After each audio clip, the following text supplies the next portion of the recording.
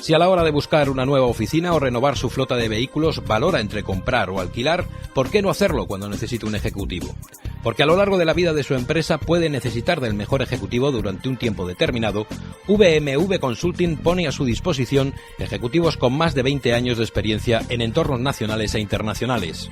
Una circunstancia temporal no puede convertirse en un gasto fijo. VMV Consulting. Conózcanos en www.alquilerejecutivos.com. www.alquilerejecutivos.com.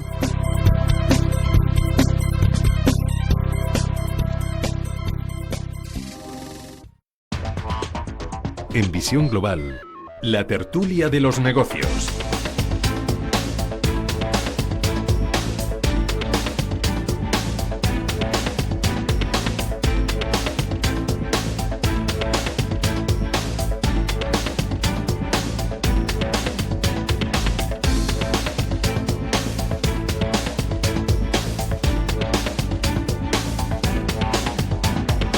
Bueno, esta noche nos acompaña José Antonio Almoguera, experto en asesoría fiscal y financiera. José Antonio, muy buenas noches. Hola, buenas noches. Y también Vicente Montañez.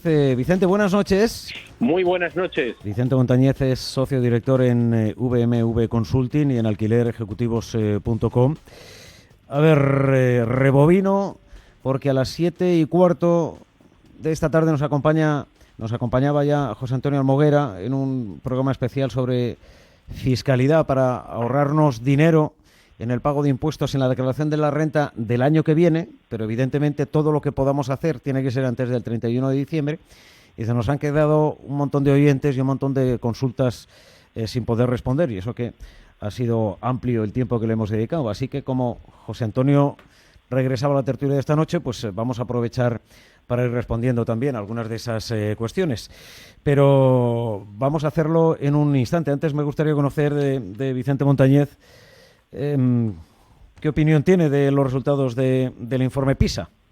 Bueno, pues, debemos de decir que es verdad que hemos mejorado la nota, pero al final, como siempre los términos son relativos, pues no sabemos si es que nosotros hemos mejorado o han empeorado el resto. De cualquier modo, seguimos estando en la media, lo cual, es como aquello, ¿no? No hace ni frío ni calor, estamos a 0 grados centígrados.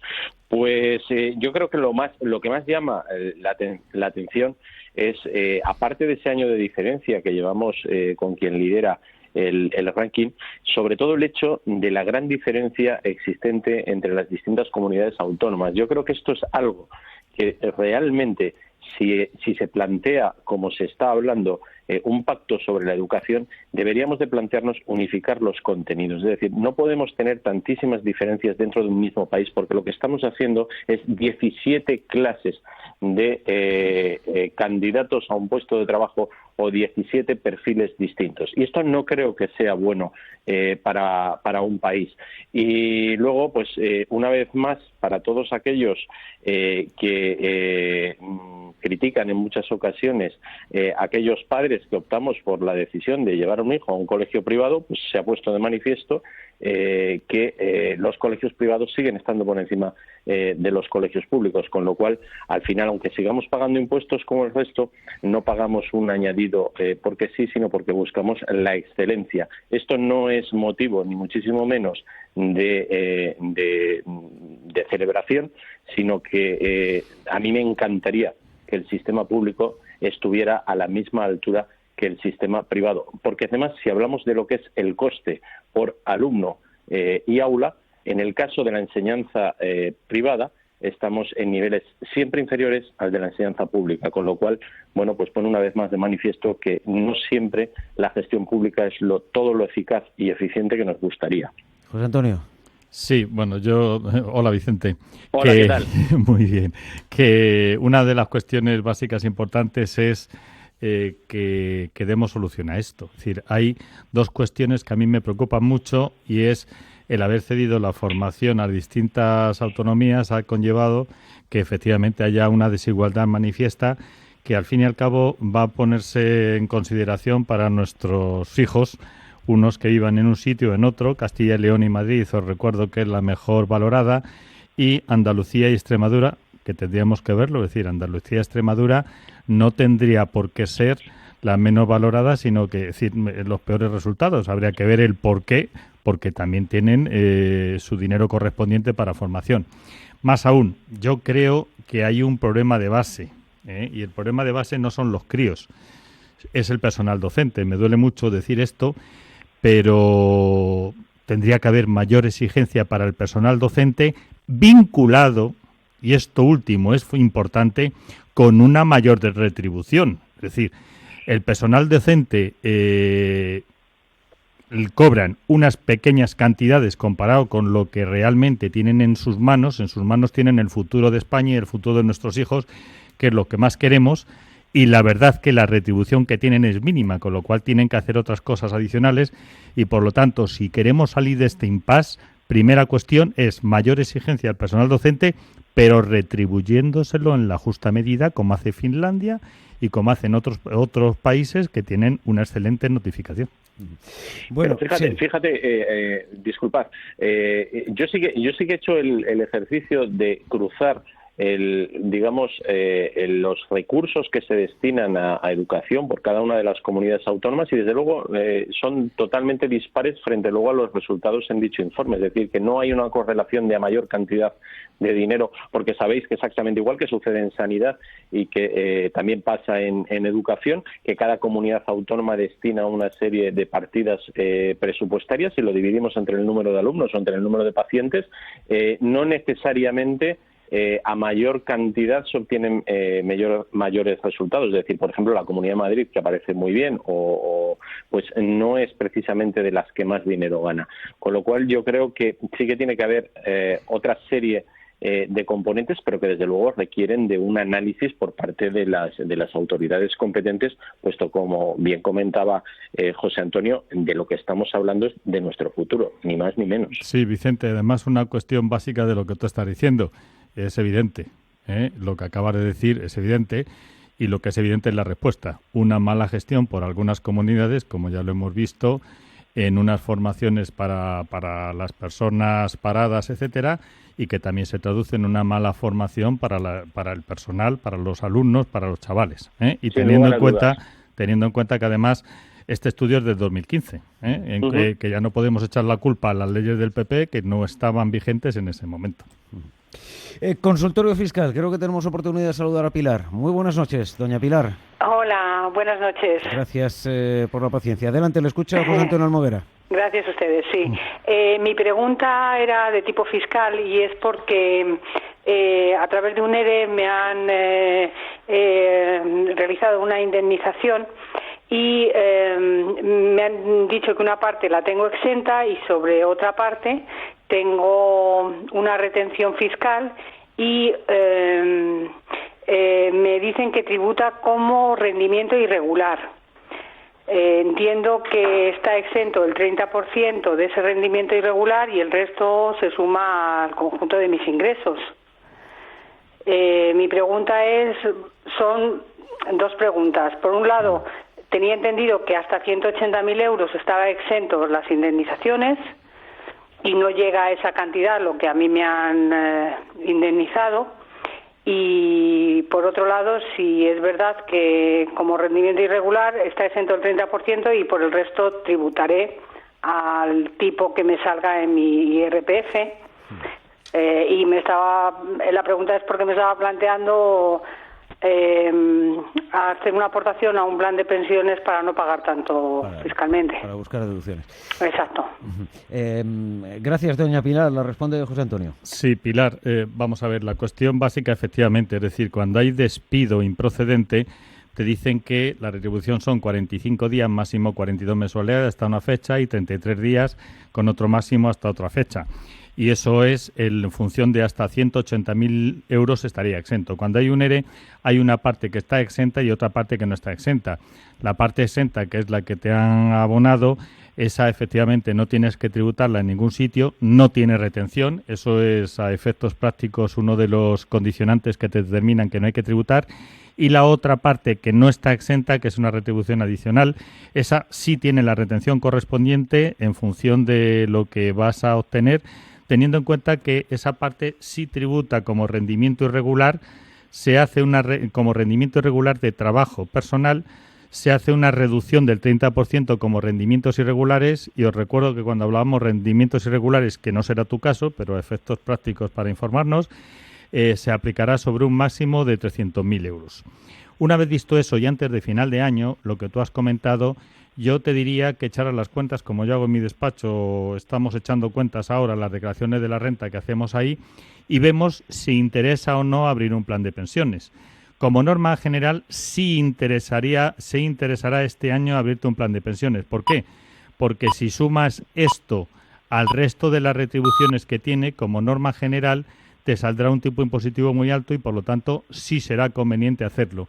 Pero te digo, antes de hacerlo, echa los números correspondientes, que sumando y restando y con números, seguro que no tienes problema.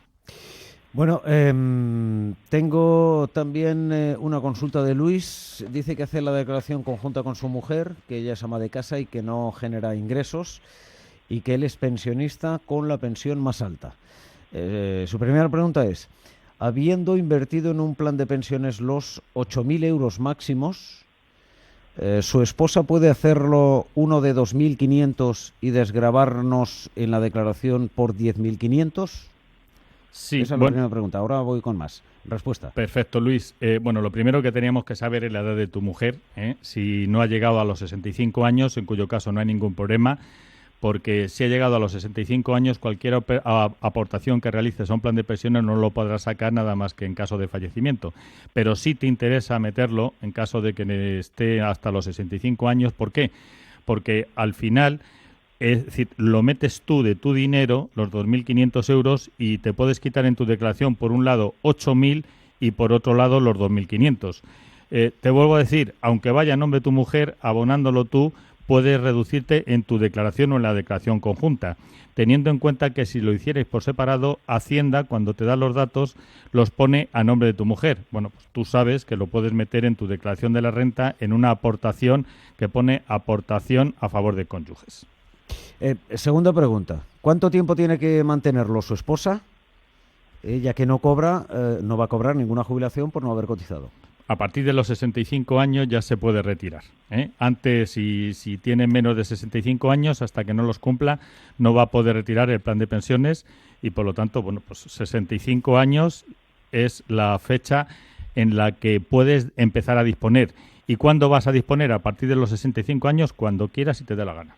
Bueno, y luego tiene otra consulta que nada tiene que ver con los planes de pensiones. Dice que compró un piso y vendió otro. El importe desgravado por el primero fue de 100.000 euros y ahora con este piso nuevo comprado en el año 2010 ha pagado entre amortización e intereses en estos 6 últimos años 82.000. Su pregunta es, si cancela parte del préstamo hipotecario por importe de 27.000, que son los 18.000 que le faltaban más los 9.000 sobrantes, ¿se podría desgravar en el año 2007 o solo computan como amortizables los 9.000 que tienen derecho por año?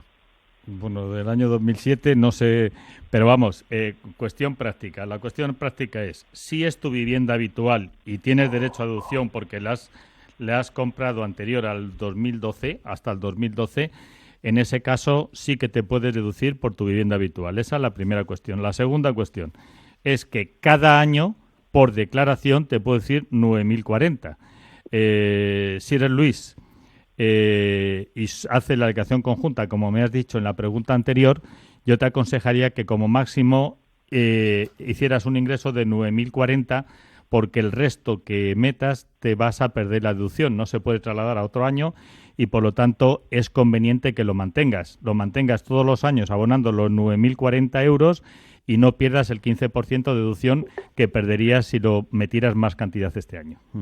Bueno, enseguida seguimos respondiendo a otros oyentes. Vicente Montañez, ¿tú entiendes el ahorro que supone preparar la declaración de la renta de un año para otro? Es decir, no esperar al año que viene, sino antes del 31 de diciembre. Sin lugar a dudas, Manuel, en esta vida el planificar siempre tiene su ventaja y además yo esta tarde ya estuve yendo a Juan Antonio y tomando muy buenas notas. Porque es que de aquí a unos días cierra el año y entonces sí que ya no podemos hacer Y entonces nada. ya está todo el pescado vendido. Sí, efectivamente. Por cierto, este año es cuando ha entrado en vigor la nueva reforma fiscal de Montoro, ¿no? No, bueno, la nueva... Bueno, las cosas... Las cosas desde el año pasado. El año pasado y además, otra cuestión básica, y además recordarlo, que muchas preguntas me están haciendo sobre eso, es la parte correspondiente a los derechos de suscripción. Los derechos de suscripción de acciones que cotizan en bolsa este año no tributan. 2016 no se tributa, se considera como menor valor de adquisición. Ojo, esto A es partir importante. del 2017 serán ganancias patrimoniales. Esto es importantísimo porque la gente está muy perdida en este tema. Por lo tanto, los derechos de suscripción vendidos este año, hasta que no vendamos las acciones de los que proceden, no se aplica nada, no hay que meterlo como ingreso, aun cuando Hacienda te lo ponga dentro de los datos fiscales. Sola y exclusivamente son informativos. Enseguida vamos con Jesús, pero antes saludamos a María Jesús. Buenas noches. Hola, buenas noches. Le escucha José Antonio. Juan Antonio, perdón. No, José Antonio. Ya me ha confundido. Mire, yo soy residente fiscal. Bueno, mi marido y yo aquí en España. Somos españoles y vivimos aquí, pero tenemos pensado ir a Estados Unidos. Sí. Entonces seríamos residentes fiscales en Estados Unidos. Tenemos 65 años. ¿Perderíamos el derecho de poder, no sé, en 2, 3, 4 años, por ejemplo, si queremos vender nuestra vivienda y beneficiarnos de no pagar impuestos? O si nos vamos y estamos un año y regresamos, ¿cuánto tiempo hay que esperar para otra vez podernos acoger al beneficio de no pagar impuestos por la vivienda, por la venta de la vivienda? Sí, María Antonio. Jesús, vamos a ver. El tema fundamental es que la venta de la vivienda habitual para mayores de 65 años, como bien hemos dicho, está exento siempre y cuando la persona sea residente en España. Entonces, en el caso de que vosotros os vayáis, podéis tener ciertos problemas para tener la residencia. Hay una consulta de la Dirección General de Tributos que te dice que la vivienda habitual sigue siendo vivienda habitual siempre y cuando se pueda vender una vez que ya no se utilice como tal dentro de un periodo de 2 años. Por lo tanto, considerando esa parte, podéis partir de 2 años. No obstante, te recuerdo que una vez os vayáis de España, dejáis de tener vuestra residencia, vuestra vivienda habitual en España y la tendréis en Estados Unidos y, por lo tanto, perderíais, pasados esos 2 años y acogiéndonos a lo que dice la Dirección General de Tributos, perderíais el beneficio. Bueno, y vamos con esta última consulta de momento de Jesús. Le gustaría conocer cómo tributan y en qué apartado del programa Padre se debe incluir los beneficios obtenidos por la compra-venta de divisas del mercado internacional. Y luego hay otra cuestión, dice, también me gustaría ver si estos beneficios puede compensarlos con pérdidas por la venta de acciones del mercado bursátil. Sí. O sea, acciones, divisas por una parte y acciones por otra. Vamos a ver, la compraventa de divisas, si está vinculado con una actividad, no habría ningún problema, sino que se metería dentro de dicha actividad como ingreso o gasto para hallar el rendimiento neto que se calcula. Cuando hablamos de compraventa de cualquier tipo de bien tangible, va dentro de ganancias y pérdidas patrimoniales y, por lo tanto, las ganancias y pérdidas patrimoniales, como bien sabemos, se compensan entre sí las ganancias patrimoniales de una cosa con las pérdidas patrimoniales de otra, y entre ellas se puede compensar. Y si toda esa compensación hay pérdidas patrimoniales, se puede compensar durante 4 años o con el 15% de los rendimientos de capital mobiliario. Bueno, creo que tenemos oportunidad de saludar a Pilar. Luego volveremos con más oyentes. De momento resolvemos la duda de Pilar. Adelante, buenas noches. Hola, buenas noches. Mi pregunta es, para el caso del rescate de los planes de pensiones, cuando es por paro de larga duración, ¿hay que rescatarlo en la totalidad, aunque se hayan hecho las aportaciones posteriormente al año 2000, o tiene que ser en forma de renta? Sí, Pilar, vamos a ver. Primera cuestión, ya lo de rescate por paro de larga duración, olvídate, es paro sin más. Uh-huh. ¿Qué es lo que te piden para poder rescatarlo? Que no estés cobrando ningún tipo de contraprestación. Si estás cobrando contraprestación, no se puede rescatar. ¿Y qué es lo que puedes rescatar? Lo que te dé la gana. Todo de una vez, como rentas, una parte y dejar la otra parte y ya lo rescatarás hasta cuando quieras, con la jubilación o cuando te dé la gana. Es decir, lo rescatas como cualquier otra persona cuando se jubila. En estas cuestiones es importante que si lo rescatas el año en que estás en paro sin ningún tipo de contraprestación, intenta rescatar lo máximo posible. ¿Por qué? Porque tus rendimientos son cero. Y por lo tanto has tenido unos beneficios fenomenales cuando lo has aportado y ahora solamente tributarás por esto. Y si además se da la circunstancia que las tienes antes del 31 del 12 del 2006, también tendrás la bonificación correspondiente al 40%. Es decir, es una de las cuestiones que cuando yo explico los beneficios de los planes de pensiones son las cuestiones redondas. Por lo tanto, está fenomenal. Muy bien. Gracias, Muy bien, Pilar. Gracias. Muy buenas noches. Al resto de los oyentes que, si tienen alguna duda y quieren preguntarle al experto, a José Antonio Almoguera, pueden utilizar el 91 533 1851 o el correo electrónico mtortajada@intereconomia.com, y antes del cierre de edición iremos respondiendo otra tanda de dudas. Pero aprovechando que nos acompaña también Vicente Montañez, quería preguntarle por el macropuente en el que nos encontramos inmerso hasta el próximo domingo. Va a tener un impacto negativo de 2.000 millones en España, un 0,2% del PIB. ¿Está a favor de estos macropuentes o de pasar, en fin, las festividades a los lunes? ¿Esto es inaudito? ¿Cómo lo ve? Vamos a ver, esto es uno de esos aspectos legales que son relativamente fáciles de disponer y que impactan negativamente en la productividad. Y uno de los principales problemas que tiene nuestra economía es la falta de productividad de nuestras empresas, con lo cual ya se prometió el trasladar todo este tipo de puentes a los lunes, etcétera, etcétera, y esto no se ha hecho. Yo creo que hay dos aspectos o tres aspectos que al final en este tipo de cosas el copiar va bien. Entonces, si al final lo que tenemos son 9 festividades más los 30 días de vacaciones, hay muchos países donde la persona se puede disponer los 40 días en función de lo que pacte o negocie con su compañía. Esto sería una muy buena medida para poderlo obtener. En el caso de que no pueda ser así, pues el trasladarlo a los lunes, desde luego, mejoraría enormemente. Es decir, pensemos que 2.000 millones en estos momentos estamos hablando, pensemos del esfuerzo que estamos haciendo simplemente para controlar un déficit con en torno a unos 4.200 millones, el esfuerzo que van a tener que hacer las empresas en el impuesto de sociedades, por ejemplo. Es decir, que no es algo ni muchísimo menos subjetivo ni escaso de importancia, sino todo lo contrario. Y luego hay otro aspecto que también impacta enormemente en la productividad, que es el horario laboral que tenemos en España.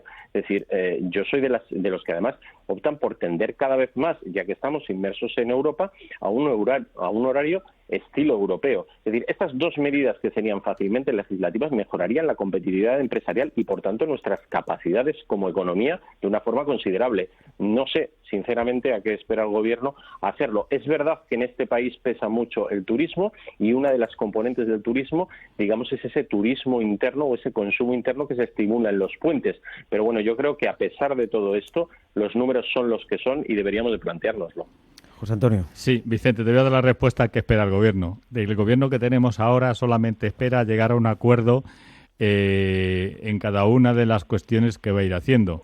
Esto que tú estás diciendo es un acuerdo ya no a 3 bandas, sino a 500 bandas, sindicatos, unos, los otros y los de más allá. Por lo tanto, es decir, siendo prácticos, que efectivamente es una aberración. Es decir, tú te coges, te vas a tomar unas cañitas, como he hecho yo hoy, y todo el mundo está diciendo, oye, si es que hoy no he trabajado porque todavía estoy pensando en el domingo, que me la había pasado de maravilla, en el miércoles que fiesta o en el martes que fiesta. Es decir, que sí.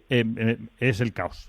Y de aquí, esta semana, aun cuando haya gente que vaya a los trabajos, no trabaja, primero porque a lo mejor con los que tienes que hablar no están trabajando, y segundo porque estás pensando que al día siguiente es fiesta y vienes de la resaca del anterior. Por lo tanto, es el caos.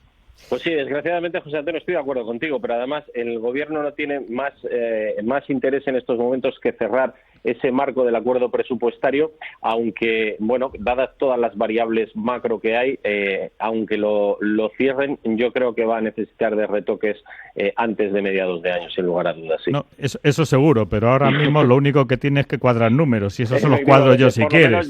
Por lo menos llevar la Excel a Bruselas a ver si, efectivamente, como dice el señor de Guindos, pues ya no nos piden más esfuerzos, ¿verdad? Pero bueno, ya ha dejado hoy la puerta abierta, vaya que sí.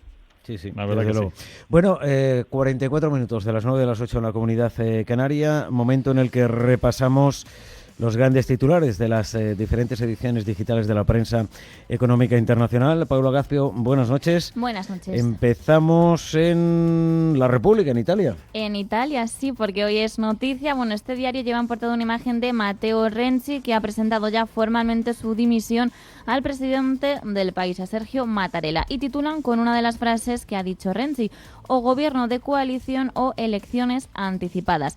Este diario destaca también que Mattarella le ha pedido a Renzi que permanezca como primer ministro en funciones mientras él lleva a cabo la ronda de consultas con los partidos políticos, unas consultas que comienzan mañana a las 6 de la tarde. ¿Qué cuenta en Reino Unido Financial Times? En Financial Times miran hacia Italia, pero más allá de la cuestión política. El primer titular de este diario es para la banca italiana. Dice que Banca Monte dei Paschi le ha pedido una prórroga al Banco Central Europeo. Ayer el director ejecutivo del banco se reunió con la jefe de vigilancia del BCE para pedir más tiempo, y es que en julio el banco italiano pactó un plan estratégico con el BCE con la ampliación de capital de 5.000 millones que tenía que llegar antes de este domingo. Financial Times destaca que el banco quiere un nuevo plazo hasta mediados de enero. En Francia, ¿qué cuenta el ESECO? En Francia también abren con la noticia del día con Italia. Dice este diario que con la renuncia de Matteo Renzi, la crisis política no ha hecho más que empezar en el país italiano. Asunto que hemos analizado en la primera hora de Visión Global. En Alemania, ¿hacia dónde mira Handelsblatt? Pues mira hacia Ucrania. El Tribunal de Cuentas de la Unión Europea ha visto resultados frágiles en Ucrania en la lucha contra la corrupción, a pesar de la asistencia financiera que ha recibido. Y cerramos en Estados Unidos con The Wall Street Journal. Sí, que abre en clave empresarial. AT&T y Time Warner defienden en el Senado su fusión valorada en más de 80.000 millones de dólares. Este diario cuenta que los senadores han mostrado su preocupación porque dicen que esta fusión podría dar más presión a la actual situación, con un creciente populismo y con una concentración en muchos negocios.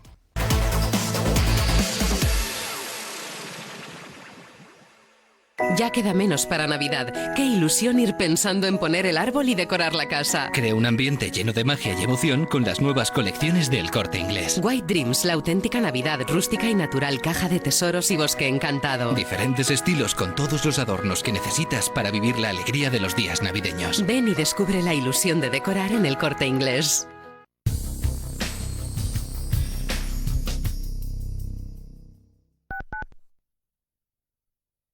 Intereconomía. Por fin ya soy dueña de un trocito del centro de la ciudad. ¿Has comprado una casa? No, me he dado de alta en Housers.es. Con un clic y desde solo 50 euros puedes ser propietario de un inmueble en el centro de tu ciudad, sin endeudarte y sin trámites. Además, el riesgo es mínimo porque tienes la garantía de un inmueble. Ahora mismo me doy de alta. ¿Cómo dices que se llama? Housers.es. Desde 2002, el restaurante Asador y Yumbe ofrece lo mejor de la cocina vasca en Madrid. La selección cuidada de los productos desde su origen y el trato cercano son señas de identidad de nuestro restaurante. En Iyumbe apostamos por una cocina en la que priman los sabores, basada en el producto de temporada y que mima al máximo la calidad de sus platos. Estamos en Madrid, en Paseo de la Castellana 172, en el 91 867 5902 y en La Moraleja, en Avenida de Bruselas 9, en el 91 490 1096. Restaurante Asador Iyumbe. ¿Está harto de que le hagan esperar por teléfono? ¿De que no le expliquen las ventajas de contratación en su seguro?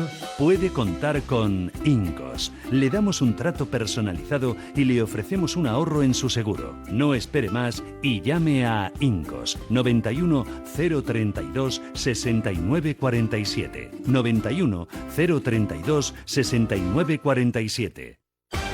En Protegidos Radio, tu bienestar, la seguridad y la autoprotección de tu familia, empresa y actividades sociales. Cada viernes de 7 a 8 de la tarde en Radio Intereconomía, con Pedro Gómez, tu director de seguridad y los mejores expertos.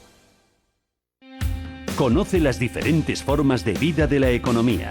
Descubre las especies más agresivas, los paisajes más sorprendentes. Escucha Radio Intereconomía. Te mostramos la economía en estado puro.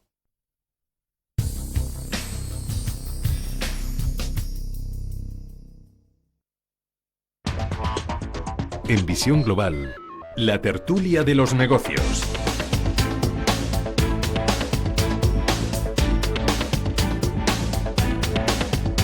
Nos restan escasamente 10 minutos para cerrar edición y realmente son muchísimos los oyentes que están llamando y también a través del correo electrónico del programa con dudas fiscales. Así que vamos a aprovechar estos minutos que tenemos para ir respondiendo. No sé si Vicente Montañez quiere quedarse o atender otros compromisos, porque es que hoy modificamos si lo tienes a bien el final de la...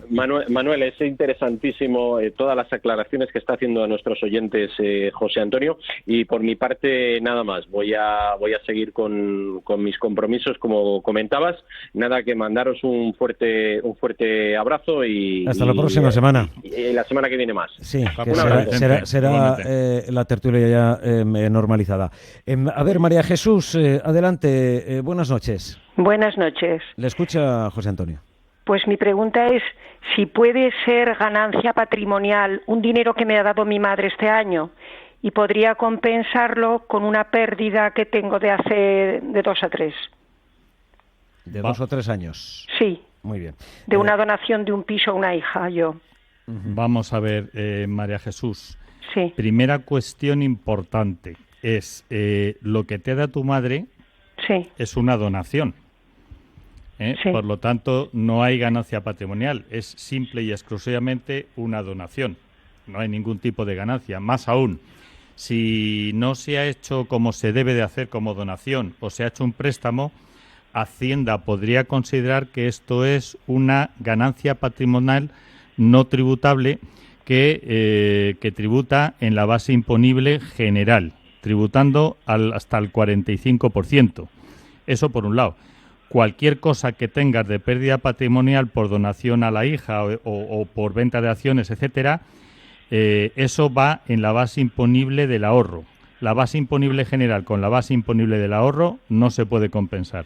Te diría, lo de tu madre, míralo bien, resolverlo, hacerlo bien como préstamo o como donación y quitaros de complicaciones, porque si Hacienda se mete en esto y te ve a ti el dinero sin que esté legalizado el tema, puedes tener muchas complicaciones.